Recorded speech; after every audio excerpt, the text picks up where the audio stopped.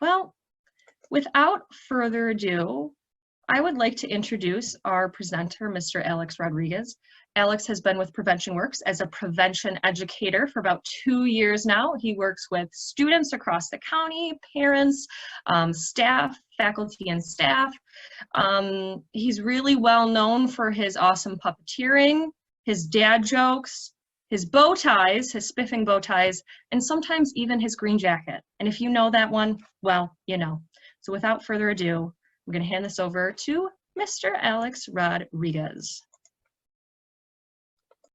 All righty, make sure that I'm... All right. Hello, everybody. Thank you all for being here today. There we are. So I'm Alexander Rodriguez. I've been a prevention educator with Prevention Works since 2018. Graduated from SUNY Fredonia with a Bachelor's of Science in Education. And in addition to work in the classrooms with students grades K through 12, I've done a variety of professional trainings for parents, professionals, and community members alike. Things like putting the S in stress, children living in a chemically dependent home, electric nicotine delivery systems, hidden in plain sight, and then some OASIS accredited trainings, stress management training, and recently certified SAPS trainer as well. So I've done a couple of things. I'm adequate at talking is what that is supposed to say there. I've been doing it for 2 years and they haven't stopped me yet. So I'm glad that you are joining us today to talk a little bit about gambling. I do have to give you a disclaimer. This is a topic that is newer to me than others. We at Prevention Works do a lot with the substance side of things, and while gambling is a part of prevention that we are happy to shed a light on, it's something that I am recently starting to come into. I've been doing some research on that. So am I an expert?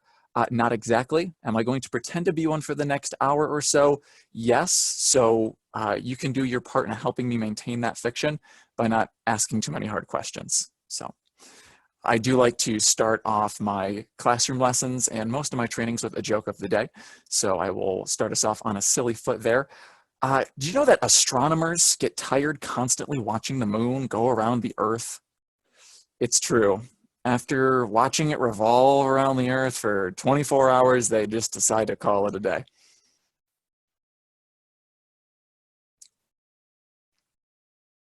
So yeah, let's get into it.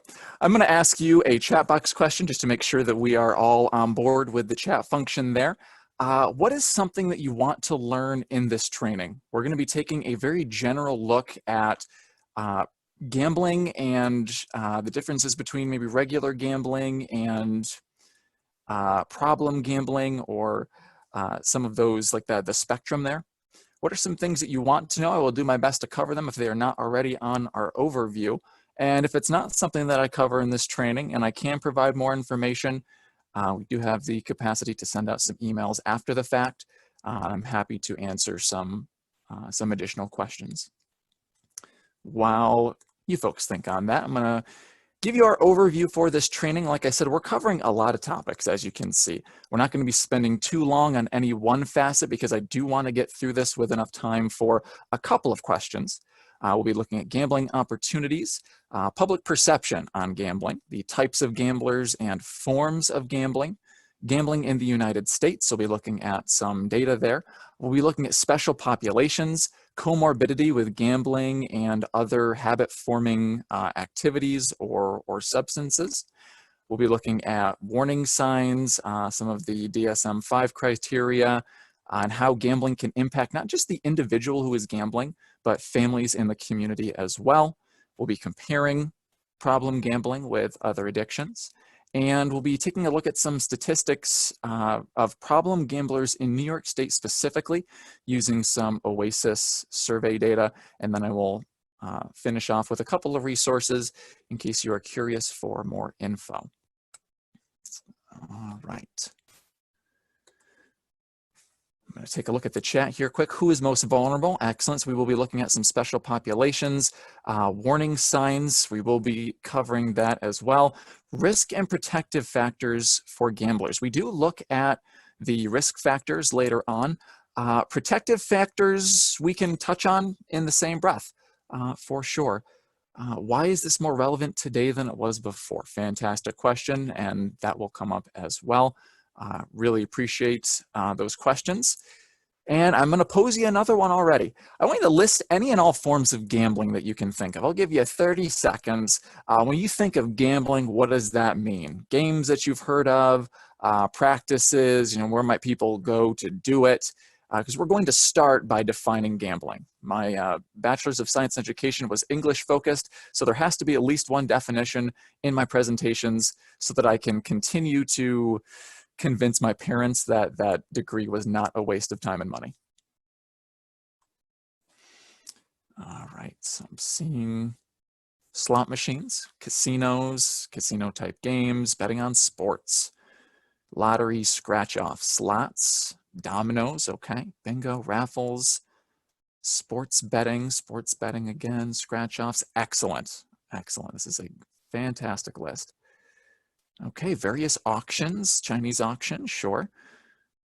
I'll bet you, okay, so just like even a casual bet between friends, sure. Right, online, okay, off track betting. Excellent. Poker as well, yes, falls into that card game category. Fantastic. When we look at gambling in general, gambling is defined as risking something of value on a game of chance. And that doesn't necessarily have to be a monetary risk, like I'm betting X amount of dollars. Maybe I'm risking an item. Maybe I'm risking something else of value, like a relationship. I'm risking an activity. I'm risking the security of a venture, of somebody that I know. We're risking something of value on a game where the outcome is not certain, on a game of chance. And that includes these opportunities. And as I look through the list here, I think we covered just about all of those in the chat. So well done to you folks there. Horse racing, casinos, racinos, cards for money, dice games, all of that. Some other things to consider, and this kind of ties into maybe more of the, why is this a factor now, more so than 10, 20 years ago. Things to consider might be the stock market. Would you consider that risking something of value on something that isn't certain? And betting in video games, making it more accessible to youth, to adolescents. How is that portrayed? What methods of keeping tabs on that are there to ensure that students and young people aren't developing that addiction early on? When we look at public perception, in general, the public perception identifies gambling as a culturally acceptable activity with positive social, monetary, or leisure qualities. And combining that with how accessible gambling is, not just in our state, but abroad, this is a dangerous combination. When we look at any type of addiction, oh, skipped a couple of slides there. When we look at any type of addiction, there is typically a positive correlation between accessibility and the addiction itself. If it's easier to access, there's going to be a bigger problem. And where we see so many gambling opportunities, both of a traditional state going to a place and betting, but now with the saturation of gambling and how easy that is to access from the comfort of your own home, your computer, your cellular device, it is more available now than ever, and that causes that to be a problem. It is a struggle for many people, and not just the people that you might assume at first glance there. We're going to classify gamblers over the next couple of slides. And when we classify gamblers, we look at a couple different things. We look at why they gamble. We look at the forms of gambling that they might participate in. We look at the patterns of their gambling activities or their behaviors. And I like to divide it up into two different groups here. We have a continuum of sorts, and then we have some outliers. And we're going to be spending more time looking at the continuum in this presentation, more so than those outlying types. And it starts off with the social gambler. Social gamblers represent the majority of people who gamble. People who don't really have an issue with it. They use gambling for the intended purpose, which is typically for entertainment, maybe socialization, They dedicate small amounts of time and money, and it's not really a number one priority. It's not a thing that takes a huge focus in their life.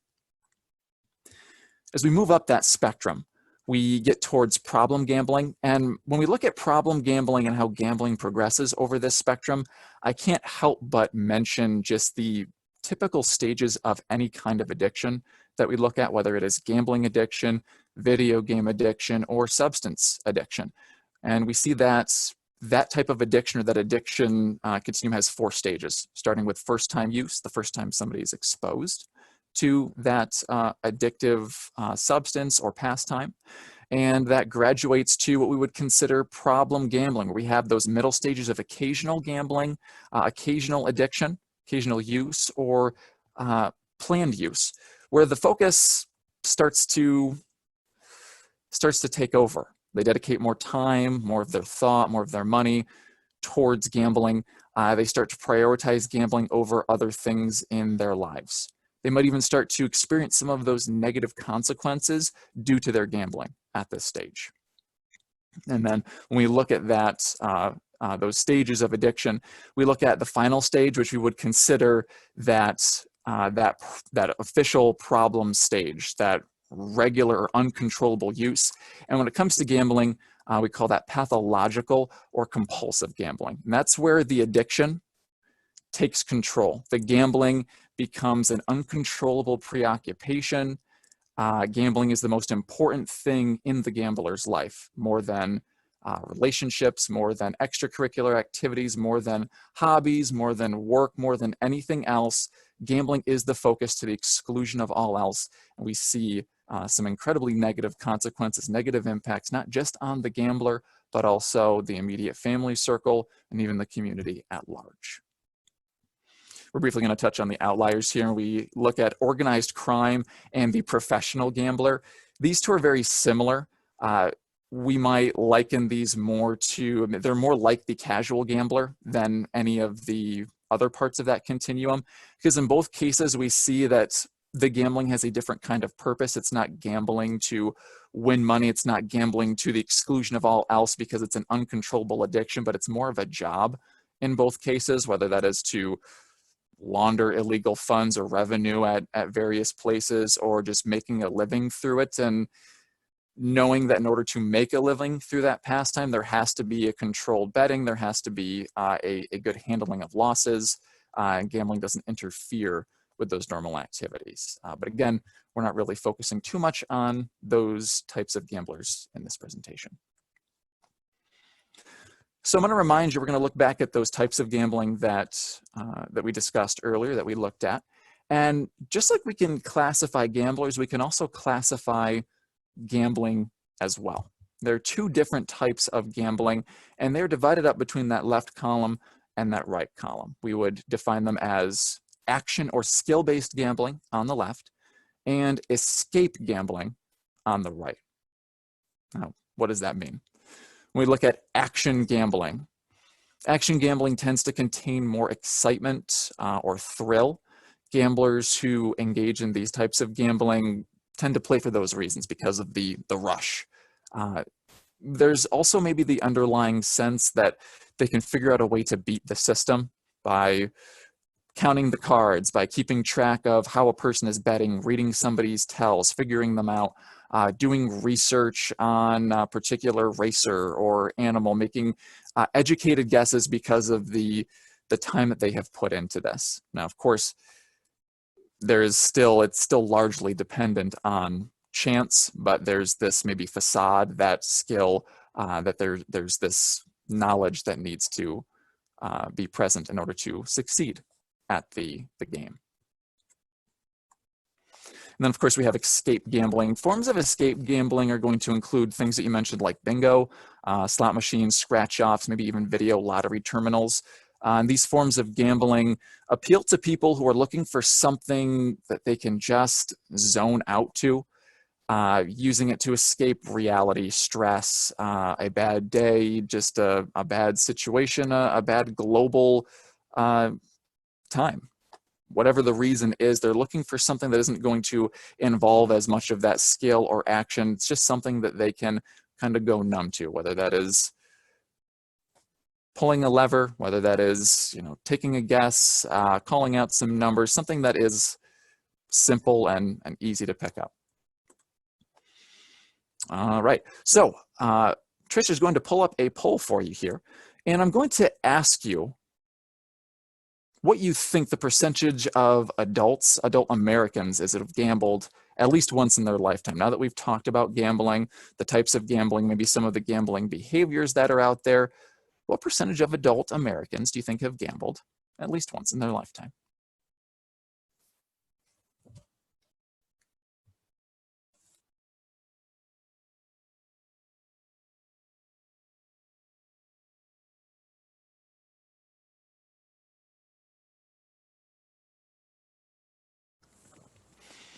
All right, we have 70% of our participants who have voted so far. Give you another 20 seconds there.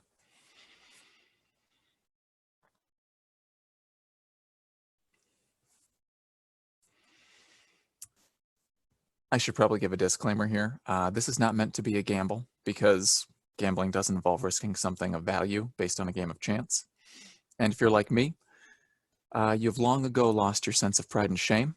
It's lost all value, and therefore this doesn't count. So just want to mention that. All right, we're missing a couple of votes there, but it seems largely that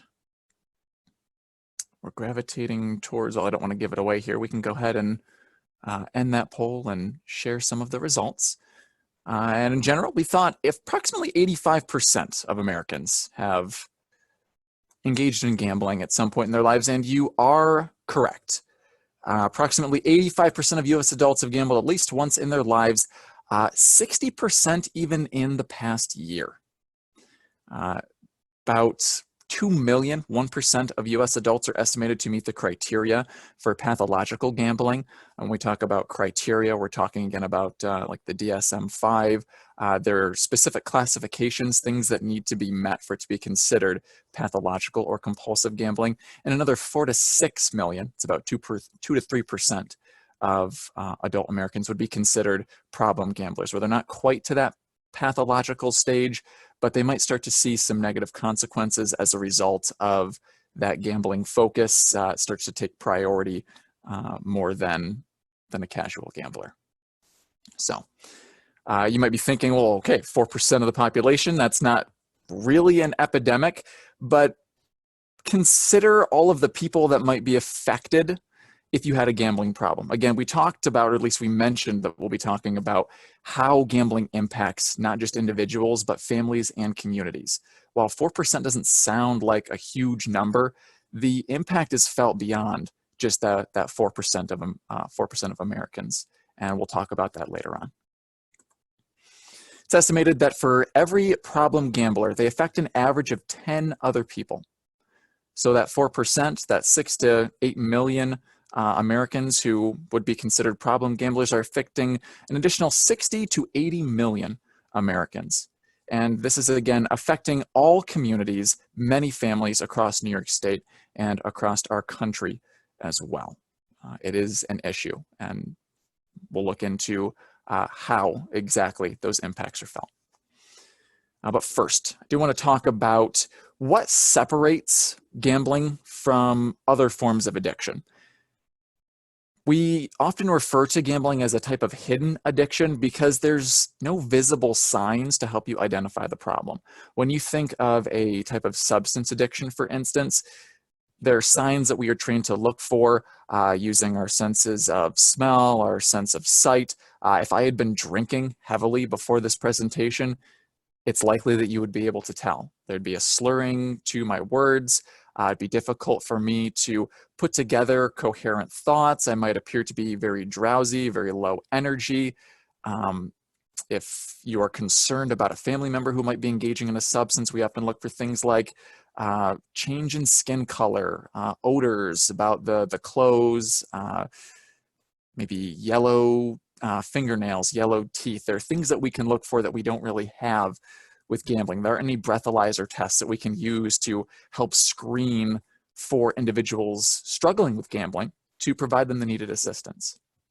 And there's still kind of a stigma associated with admitting you have a gambling problem, where like a stigma that we don't necessarily see with other forms of addictions. If you have an addiction with alcohol, if you have a problem with methamphetamines, with cocaine, getting help is typically seen as a good step because of just the overwhelming negative effects that we associate with those substances. And we don't always see that. Stopping gambling, it's seen as like, okay, well, you're withdrawing from a social pastime. Why are you doing that? It's not a big deal. Like, keep going. You're fine. Like, why would you? And that can stop people from getting the help that they need and push them further along that spectrum. I'm going to ask you another chat box question here. When we look at gambling, we mentioned that there are certain special populations that might be more at risk for developing a gambling addiction. When we look at those populations who make up more of the problem gambling or compulsive gambling demographic, who do you think these special populations are? I'll give you a few seconds there to put some answers in the chat. Senior citizens, okay. College students, athletes, okay. Older adults. People who were brought up in the gambling culture, okay. Yeah, so maybe children who were raised in a family where there's not just a lack of condemnation towards gambling, but maybe even a support towards that gambling culture. Children of gamblers, those who experience other mental health issues or addiction, okay. College students, seniors, veterans, people that have another type of addiction, right? Singles, maybe. Okay. Good answers. Good answers.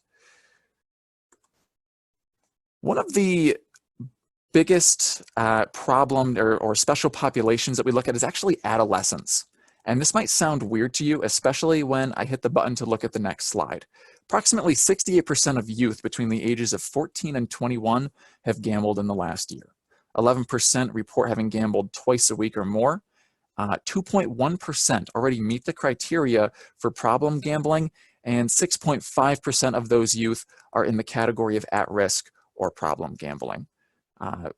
Adolescent involvement in gambling is greater than use of tobacco, hard liquor, and marijuana. Now, if you're like me, that's going to make you go, well, how? We don't see that. Okay, you're absolutely right. Due in part to the public perception towards gambling, but also how difficult it is to spot somebody who has an issue with gambling. If you're going to identify somebody who has an issue with problem gambling, you tend to think, all right, well, maybe they're losing vast amounts of money. They're unable to pay their bills. They're unable to pay off a mortgage. They might have to sell a car or something like that. Adolescents aren't always in a position to make gigantic or have gigantic financial losses. So students who are developing this compulsive habit are doing so without us being able to really see some of the signs that we would use to identify that in adult gamblers. Whoa. We see things like societal influences, again, of normalized gambling. Parents, family members, schools, and the community might not be fully aware of the risks of youth gambling. Again, hearing that statistic of it being more common than engagement in harmful substances was very surprising to me, because we don't see it as often. So because of that, we think we're not seeing it. Well, out of sight, out of mind, it's not an issue. The media is bombarding youth with pro-gambling messages. We even see that reinforcement inadvertently from schools who might host casino nights as part of a Spirit Week type thing, 50-50 raffles at children's events, at concerts, plays, during intermission, at musicals, those kinds of things.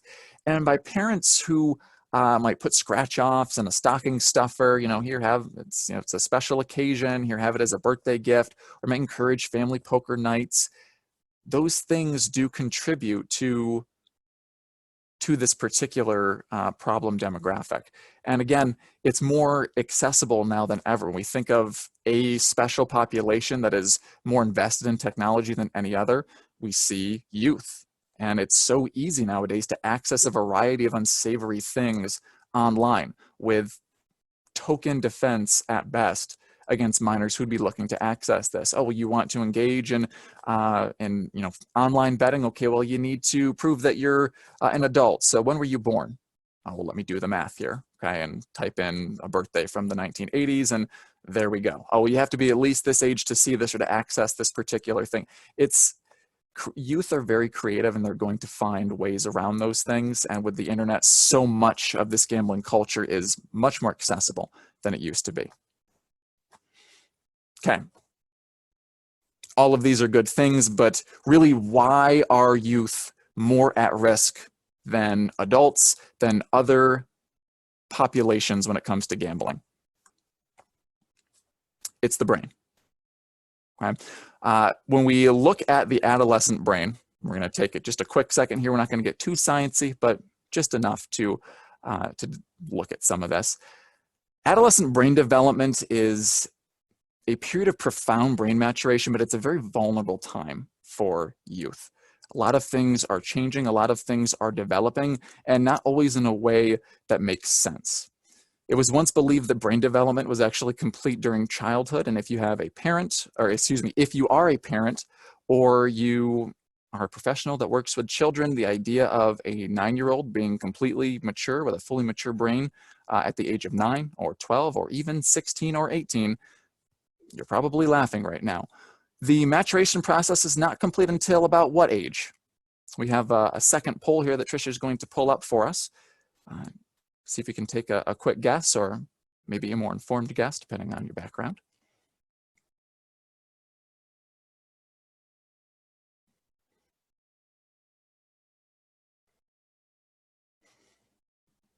One of the things that we see with the adolescent brain is that it's capable of taking in a lot of information really, really quickly, which is a good thing for a lot of different reasons. Youth have to learn a lot of new skills. They have to be able to internalize a lot of information as they go through schooling and ultimately veer towards a particular career path.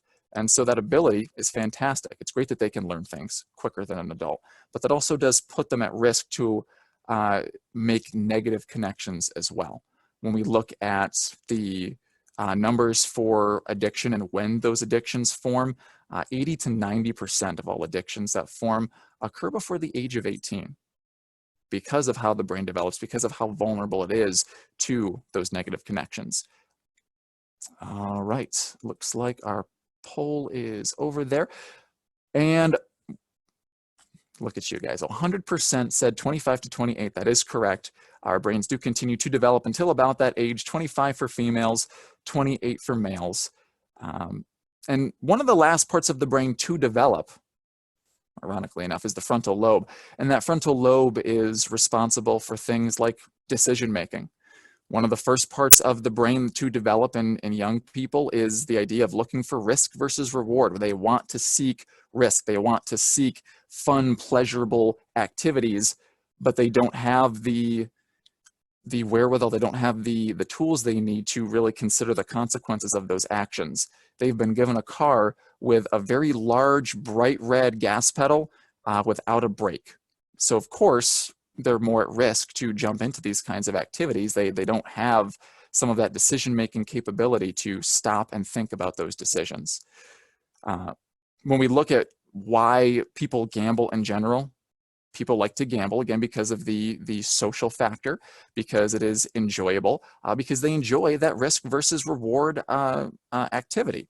And adolescents are very susceptible to a lot of those things, looking for pleasurable behaviors. They take a lot of risks. They are very susceptible to peer influence. If it is something that their friends are doing, that is going to have a big impact on what they're doing. They have a desire for low effort, high excitement activities. And what can bring you that excitement from the comfort of your chair or your couch? Okay, well, playing a game of cards right on your phone, doing some gambling, playing an imaginary slot machine on one of the many mobile apps for free to get more coins or get more experience for the next level.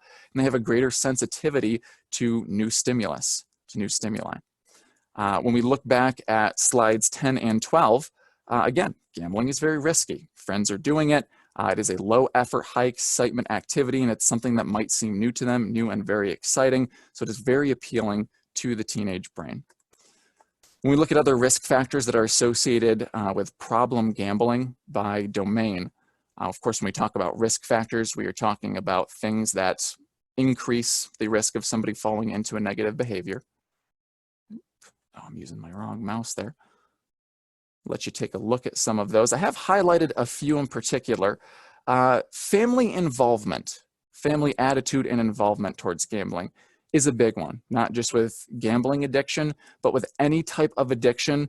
A parental state, a parental stance on that form of addiction is very important. And when it comes to gambling, it's not just a lack of encouragement towards gambling. So, oh, well, I don't encourage my kids to go out to the casino. I don't encourage them to go buy scratch-offs. That's not always enough. It's maybe a lack of parental objection to youth gambling.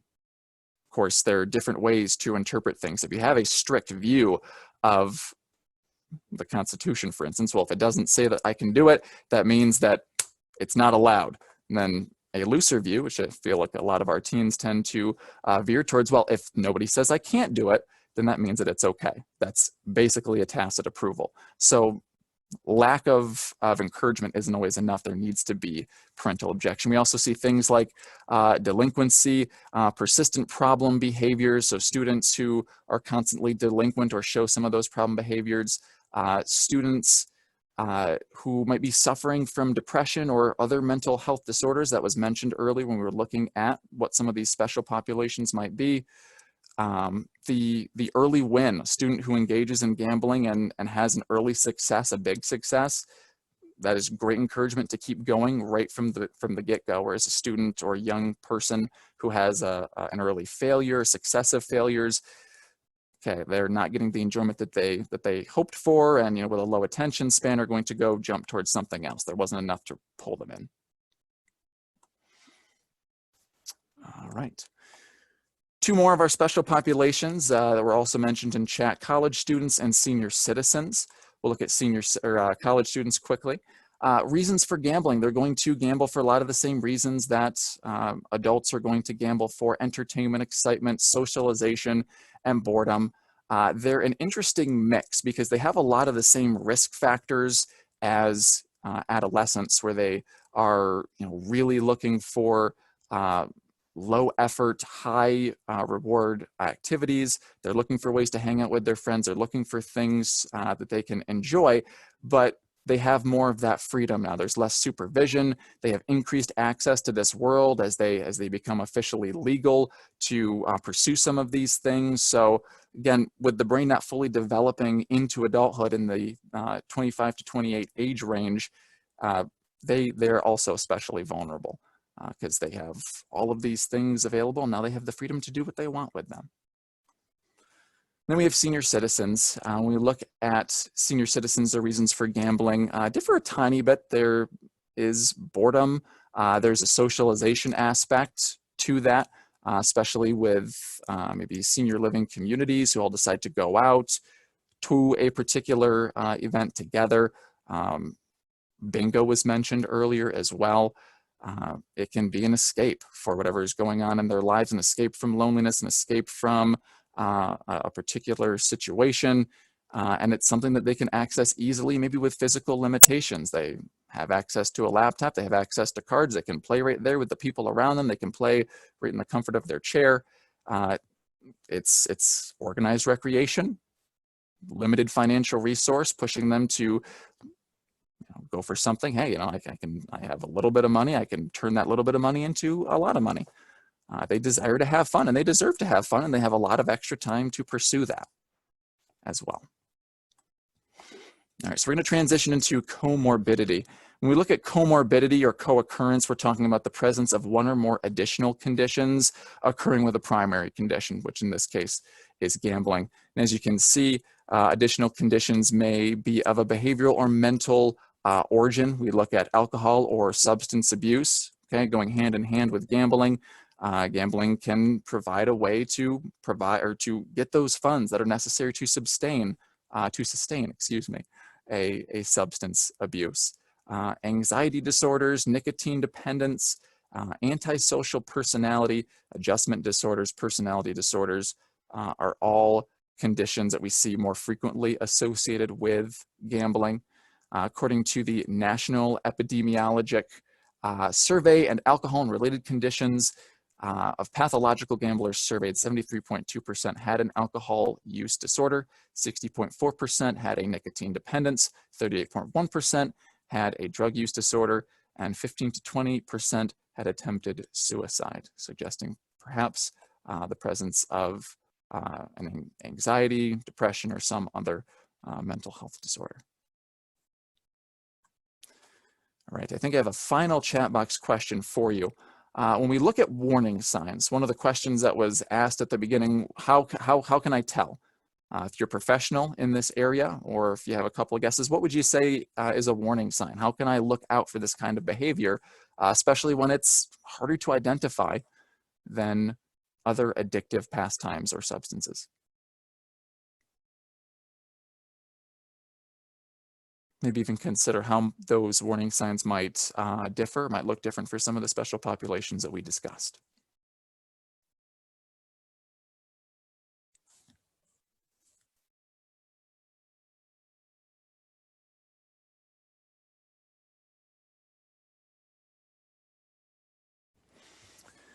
All right, so we see dramatic loss of money, being unable to pay bills, never having money, being depressed or anxious. Okay? Changes in social patterns or friend groups, absolutely. Absolutely, especially with people who are very dedicated into a certain social group or a certain pastime, behavioral changes are huge. Somebody who just all of a sudden cuts off communication, cuts off contact with something that they really, really enjoyed, that's a big one. Stealing, teens sleeping more, depression, somebody who's very preoccupied with the idea of gambling, absolutely.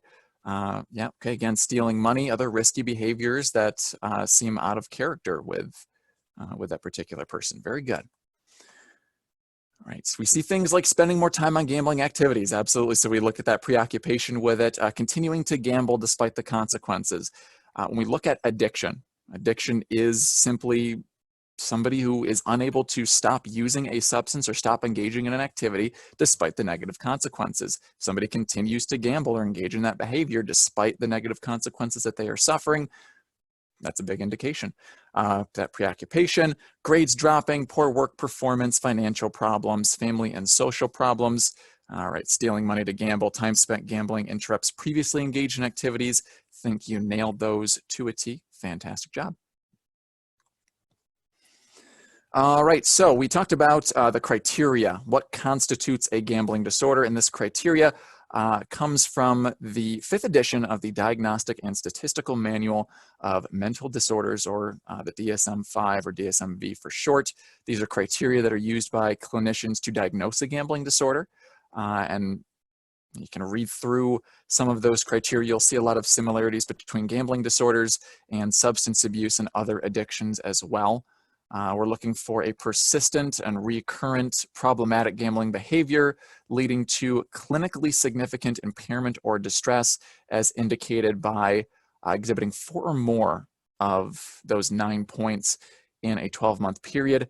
And the gambling behavior can't better be explained by a manic episode. There isn't another reason, another thing that could account for that particular gambling behavior. We see needing to gamble with increasing amounts of money, restlessness or irritableness, preoccupation with gambling, gambling when feeling distressed, jeopardizing significant relationships, jobs, career opportunities, or maybe even relying on others to provide money to relieve desperate financial situations all the time, constantly being out of money despite having solid employment, failing an effort to control or stop gambling, again, despite negative consequences. So what makes problem gambling so unique? We keep touching on this. How does it differ from other forms of addiction? If they're so similar, substance abuse and problem gambling, why is problem gambling so unique?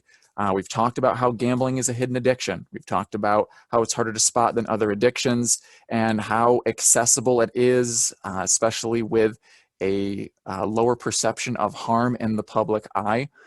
There is that cultural norm factor, gambling not often being seen as a danger, but as a fairly safe form of entertainment. And gambling services not being as readily available for those who are experiencing an issue, perhaps, where there's a plethora of ways to seek screenings, seek help for substance use, substance addiction, but maybe not for gambling addiction. We also see the issue of money in terms of problem gambling. Addicts of all types enter treatment with some type of financial issue, but problem gamblers often enter treatment with tremendous financial problems that might differ in that respect. And they might never be able to get away from their drug of choice. If money is a push, the acquisition of more money, the push to continuously gamble, good grief. It's not something that you can really get away from. It's essential in our society. You can't just close it off, not watch TV channels where alcohol or particular substances are going to be advertised. It's not something you can escape from. So what do we know about those who have sought treatment in New York State? We're going to be looking at a couple of slides of data here taken from OASIS, and we see that of people who have identified as problem gamblers in New York State or compulsive gamblers, 60% have had problems with depression, 55% have significant debt, 53% have issues with anxiety, 50% have experienced marital issues related to that gambling problem. We see around 35% have experienced loss of savings or retirement, have experienced borrowing from or theft from family and friends. About a quarter of them have experienced health or other mental health issues. 18% have vocational issues, 11% of other legal consequences related to gambling, and then 8% have had suicidal ideations, and another 5% have embezzled money to gamble. We also see, breaking down the demographics here, 6% of treatment seekers in New York State are between the ages of 18 to 24, 21% are between the ages of 25 to 34, 25% for both the ages of 35 to 44 and the 45 to 54 demographic, 16% between the ages of 55 to 65, and 6% between the ages of 66 and 75. And if there's something that should jump out to you there, notice some of those demographics that we identified as more at-risk or special populations. Seniors, adolescents, young people, college students tend to have some of the lowest numbers of those looking to seek treatment, which is a concern. The people who need the help the most aren't getting it for whatever reason. When we look at principal referral source, we see that the vast majority, at least of these numbers, 40%, are self-referrals. And I don't think that accounts for maybe self-referrals that came about as a result of family or friends pushing to get help. But these are those who have sought the help themselves. 13% came from a family or a friend. 6% came from probation or parole officers, mental health providers. 5% from GA or Gam-Anon. 3% for problem gambling helplines. 3% from spouses, and 2% from gambling or drug courts. So we see there behind that self-referral, family and friends is the second highest there. And I'm sure that that also plays into some of those self-referrals as well. Family influence and friend influence, peer influence can be huge. All right, so how can gambling impact somebody's quality of life? Starting with the individual and then looking at the effects on the family and the community as well. We see mood swings, changes in behavior, problems with loved ones, maybe eating less, willingness to go without food, medications, household supplies, or other necessities to have more money to gamble, cashing in of insurance policies, spending retirement funds, college savings, putting themselves in dire financial straits to have more money to continue to gamble, on top of the negative consequences that you have for mental health issues and possible suicidal ideations that may result from this behavior or might be exacerbated by this behavior. How can it affect the family? We see there's not just financial difficulties, but trust issues as well, possible concern over the physical well-being of the loved one, maybe anxiety associated with the anticipation of the loved one's mood. Imagine being the partner of somebody who has a gambling problem. If they were gambling, binge gambling all day, You don't find out when, like, if they've won or lost until they come home, and then it's, you know, it's there. The second they walk through the door, they could be in a great mood. They might be in a terrible mood. Later on, we're going to see, I think maybe in the next slide here, up to 50% of spouses of addicted gamblers have reported domestic abuse or are abused, whether those have been fully reported or not. 20% of addicted gamblers have filed for bankruptcy. 20% of the homeless are gambling addicts. 60% of those addicted to gambling will commit crimes. When casinos opened up in South Dakota, they saw a rise in child abuse by 42%. 20% of gambling addicts complete or attempt suicide. Okay, those are big impacts on not just the family, but the community. And on top of that, there is a financial impact on the community as well. Society bears the brunt of gambling costs, with the overall cost to taxpayers estimated at $56,000 for each problem gambler, including the cost of treatment, health-related costs, absenteeism at work, and time spent in courts. That number, $56,000 per problem gambler, was stated in 1999. In 2020 dollars, that's nearly $87,000 per problem gambler. That is a lot of money that could be better directed towards improving our communities, that is being sunk into this, into responding to this unfortunate addiction. So what is something that you can do to help with this issue? We see that with the rising availability of gambling as a pastime, as an activity, raising awareness is one of the best things we can do to combat this rise in gambling, problem gambling. And when I say raising awareness, I don't mean you need to take these slides and start preaching to friends and family. When I talk to my students in regards to like substance use, you know, there's a right and a wrong way to go about anything. You want to stop somebody from smoking, you don't go and rip the cigarette out of their hands and throw it on the ground or smash all of their beer bottles. That's the wrong way of doing it. The best thing we can do is to raise awareness in a healthy, considerate way. Okay, whatever that looks like. There's so many possibilities. Actually, if you want to take a moment, what are some ways that you can raise awareness in your family, in your community? If you want to brainstorm that for a few seconds as we wrap up here. Could be anything. I'm not saying that you have to call up friends and family members who gamble or social gamblers and tell them that what they're doing is a crime, that they're costing the taxpayers dollars. That's, you know, probably not the right way of doing things. I would like to leave you with a couple of resources. And I see Lori Reynolds says social media campaigns. Absolutely. Running social media campaigns from an organization standpoint, participating in those campaigns to the best of your ability, whether you are a business owner, somebody who has influence in a particular business, just participating and getting your family involved in some of those campaigns, talking to your children or to your loved ones about some of the issues and the problems with gambling, and making it a point to state that if there is a problem with gambling, that there is help available, and getting help isn't a bad thing. The only way that we can fight that stigma is to push back with this idea of changing the social perception. Not that gambling isn't a bad thing, that it's not just this healthy thing and can't be a problem, but that we want people to get help if they have an issue. We want to emulate good behavior, not promote gambling. Excellent. Thank you, Lucy. Suggesting alternative activities at school and communities to raise money. Fantastic. Yeah. Avoid having kids participate in basket raffles and 50-50, partnering with schools to raise awareness with the administration of how that behavior can inadvertently affect this problem in a negative way. Absolutely, absolutely. Fantastic. A lot of the information in this PowerPoint came from NewYorkProblemGambling.org. The New York Council on Problem Gambling is a non-for-profit independent corporation dedicated to increasing public awareness about problem and compulsive gambling and advocating for support services and treatment for persons adversely affected by gambling.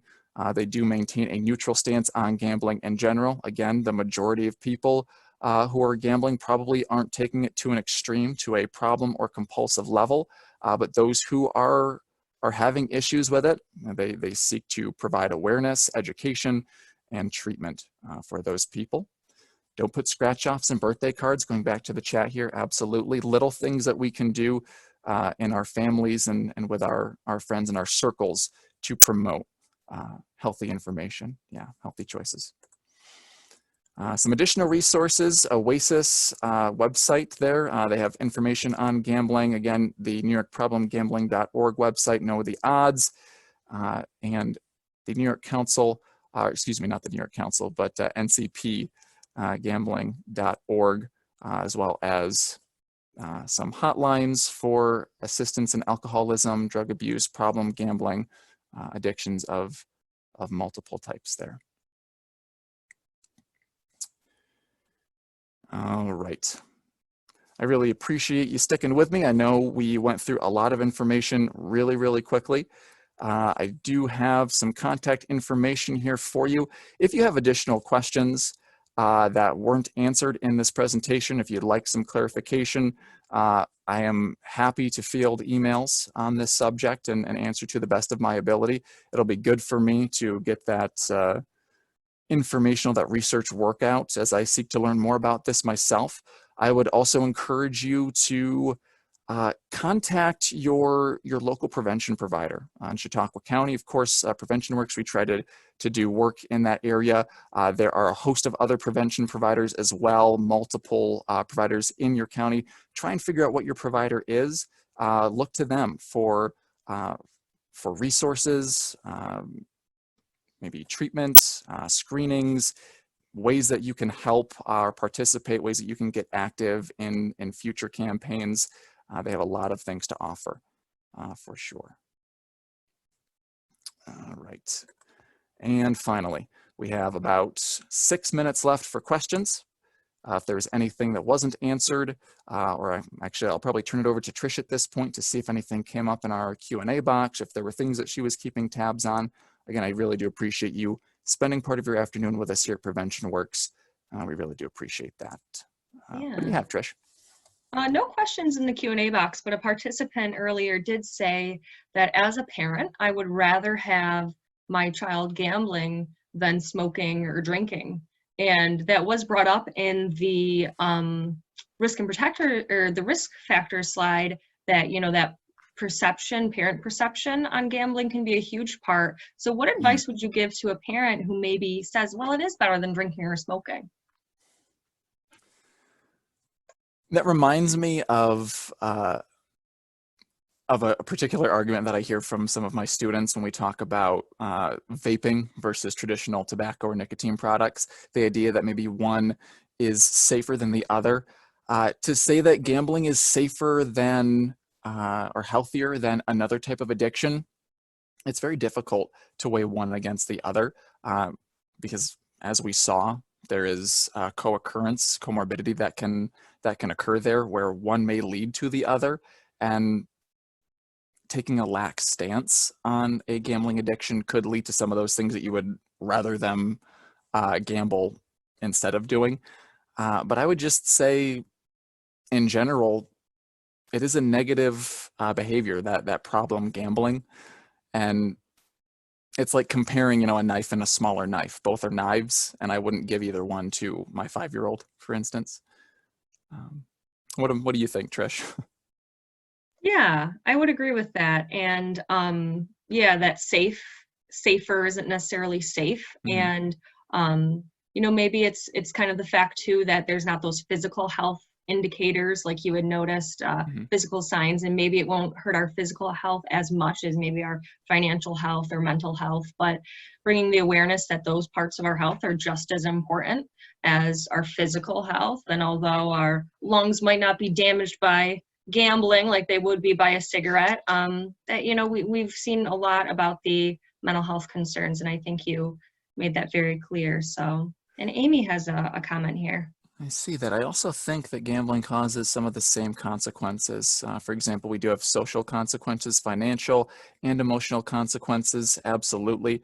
We see that that can also lead to legal consequences in both regards with problem gambling and addictions of other forms. One thing that I do want to tack on to the end of that, Trish, is that we want I in particular want to be careful because we're not looking to vilify gambling, all gambling. Okay, it is a legal thing for adults to engage in, and again, most adults aren't going to have an issue with it. So, well, we don't want to say like, well, you need to exclude them from all of this. Maybe taking the time to talk about the difference between social gambling and problem gambling and what that could turn into, what the risks of that are, and encouraging them to be careful with that kind of thing, not just saying, well, never do this ever, and that is the end, because that, of course, is the green light to any teenager, any child, to do that thing that they've been told not to do. So having conversations, I'm going to take a page out of our resident parent expert at Prevention Works and say, have a conversation with your child, get their opinion on it. What do they think? Have a conversation with them, help them establish some boundaries, both within your household, but for them as well, to get them involved in that thought process. It is illegal for kids to gamble. Oh, absolutely. Just like drinking underage and smoking. You're absolutely right. I believe the age for that is, I think 18, but there is the proviso that it is 21 in places where that gambling is coupled with a location that serves alcohol, for instance. I remember reading somewhere though that like playing games or gambling for a cause, gambling for a charity event is okay. But even that we might see as an inadvertent encouragement, an inadvertent contribution to that, where it's it's for a good cause, it's okay to do, while reinforcing maybe some of those negative behaviors. All right, anything else with our last minute here? Do want to thank you all again for joining us this afternoon. I want to give a huge thank you to Trish Whetstone. She's our Director of Program Services. She was here helping me run the back half, keeping an eye on the chat, engaging with folks, and helping me out with some of the technical aspects so I could focus on this presentation. So huge thank you for that, Trish. I really appreciate it. And Of course, Alex. Great job. Thank you so much. Yeah, we hope you are being happy, healthy, and safe no matter where you are currently.